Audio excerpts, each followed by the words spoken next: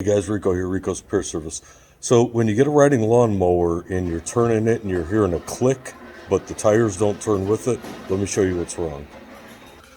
This is where the steering column comes through, and what's wrong with it is actually the little brass bushing that goes inside of it.